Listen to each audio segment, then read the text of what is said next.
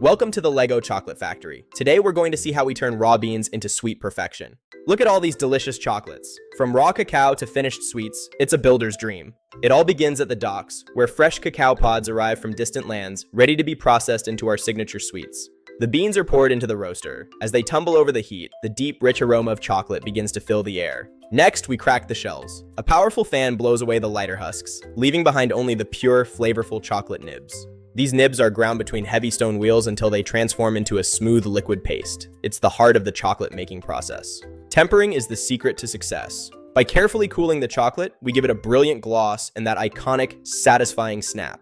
The tempered chocolate is then poured into molds. Each one is filled to perfection before heading down the line to set. And there it is, a perfect chocolate Lego brick. Smooth, shiny, and ready to be enjoyed by builders everywhere. Made brick by brick, because even in a Lego world, quality is the sweetest part. See you next time. Thanks for watching. For more brick by brick chocolate adventures, subscribe to Keto Mozo.